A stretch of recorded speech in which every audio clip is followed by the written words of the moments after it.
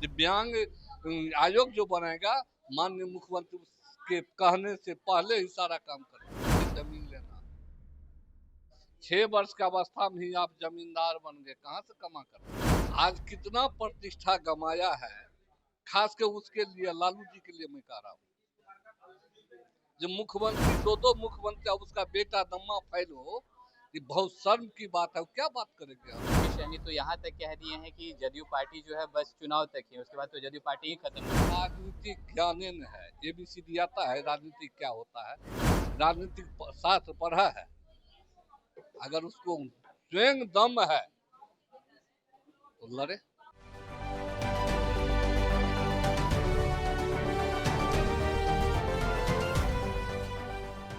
नमस्कार, स्वराज पोस्ट में आपका स्वागत है। मैं वेद सिंह। कल पटना में एक दिव्यांग जनों के लिए एक महासम्मेलन का आयोजन था और मुख्य तौर पर वहां पे नेता प्रतिपक्ष तेजस्वी यादव मौजूद होते हैं, दिव्यांगों को सम्मान देते हैं और यहाँ तक कह देते हैं कि अगर महागठबंधन की सरकार बनती है तो बिहार में दिव्यांग आयोग बना देंगे। इन्हीं सब तमाम मुद्दों पर बातचीत करने के लिए भी हमारे साथ मौजूद है बिहार सरकार के मंत्री रत्नेश सदा। पहले तो स्वागत है आपका हमारे चैनल पे। पहले आपको भी स्वागत, आपके चैनल के और पूरे कर्मी को बहुत बहुत बधाई, जो आपने इस तरह की योजना पर बात की है। विपक्ष द्वारा जो लाए गए योजना है, उनको पहले सोचना चाहिए, समझना चाहिए। जो हम क्या बोले,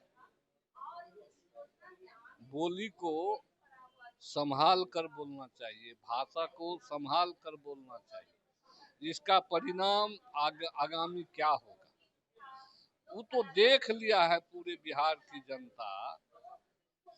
जो इस विपक्ष के नेता तेजस्वी से कुछ होने जाने वाला नहीं है। आज पूरे बिहार में नौकरी की बहार है। आप भी जानते हैं, कैबिनेट में बिना मुख्यमंत्री की अध्यक्षता से कोई भी योजना पास होगा नहीं होगा। लेकिन वो कहता हमारा क्रेडिट है। क्या क्रेडिट है आपका? आपका क्रेडिट है जो नौकरी के बदले जमीन लेना। 6 वर्ष की अवस्था में ही आप जमींदार बन गए, कहाँ से कमा कर लाए? उसको समझना चाहिए। हमारे माता पिता मुख्यमंत्री रहे, आज जानते हैं आज कितना प्रतिष्ठा गमाया है, खास कर उसके लिए, लालू जी के लिए मैं कह रहा हूँ। जो मुख्यमंत्री, दो मुख्यमंत्री, अब उसका बेटा दम्मा फैल हो, ये बहुत शर्म की बात है। क्या बात करेंगे हम लोग से? दिव्यांग आयोग जो बनेगा, माननीय मुख्यमंत्री के कहने से पहले ही सारा काम करेगा। लेकिन रोजगार की बात तो लगातार नेता प्रतिपक्ष कहते हैं कि जब वो डिप्टी सीएम थे बिहार के तो रोजगार उन्होंने दिया है, लगातार कहते रहते हैं और लोगों के बीच में। जो भोज नहीं करता है ना, दाल बेसी खाता है। उसका बाप चारा चोर, फलना चोर, ही ठेकान हो गया। आती पूरे बिहार में नरसंहार हुआ। आज वो कहता है नौकरी हम दिए है। जो भोज नहीं करता है, जो नहीं काम करता है, इस तरह का बयान करते हैं। अच्छा, तेजस्वी यादव के ही सहयोगी दल है वीआईपी, मुकेश सहनी तो यहाँ तक कह दिए हैं कि जदयू पार्टी जो है बस चुनाव तक ही, उसके बाद तो जदयू पार्टी ही खत्म हो जाएगी। राजनीतिक ज्ञान है, ABCD आता है, राजनीतिक क्या होता है, राजनीतिक शास्त्र पढ़ा है। अगर उसको स्वयं दम है तो लड़े। काहे ले कभी लालू जी के शरण में जाते, कभी मोदी जी के शरण में जाते हैं? उसको अपने आप पर भरोसा है तो लड़कर दिखा दे। तो एक आखिरी सवाल रहेगा, वो तो खुद भी कह रहे हैं कि मतलब हम इस बार अपने चुनाव लड़ेंगे, हम किसी से पूछेंगे नहीं, हमको जहाँ से लड़ना होगा, सर्वे हो रहा है उसी जगह से अपना लड़ेंगे। मुकेश सहनी का कहना है। एक मिनट सुनो भाई, किसी को मन पर काबू है?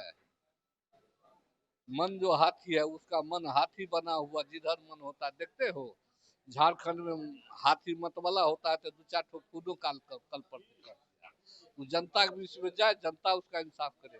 एक आखिरी सवाल रहेगा, लगातार विपक्ष कह रही है कि जदयू के ऊपर भाजपा जो है अब हावी हो रही है। कुछ दिन पहले तस्वीर यहाँ पे लगी, उसके बाद से ये चर्चा जो काफी ज्यादा ये तेज है। चुनावी मुखौटा बोल रहे हैं। चुनावी माहौल में जनता को बरगलाने की काम कर रहे हैं।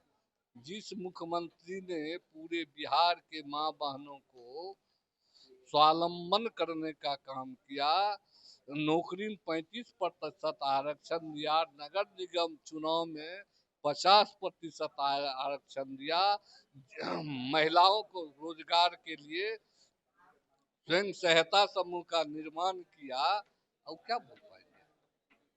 हाँ? चलिए बहुत बहुत धन्यवाद। तो जैसे कि आप सुन रहे थे, हमारे साथ मौजूद थे बिहार सरकार के मंत्री रत्नेश सदा। इन्होंने साफ तौर पर बताया कि किस तरह से एनडीए जो है एकजुट है, और इन्होंने मुकेश सहनी के ऊपर भी बड़ी बात कही है। इन्होंने कहा है कि उनको आकर के राजनीति सीखना चाहिए पहले, उसके बाद बड़ी बड़ी बातें करना चाहिए। तो चलिए, और भी ऐसे तमाम खबरों का सिलसिला इसी प्रकार बना रहेगा स्वराज पोस्ट पे। अपनी राय प्रतिक्रिया हमारे कमेंट बॉक्स में जरूर साझा करें। धन्यवाद।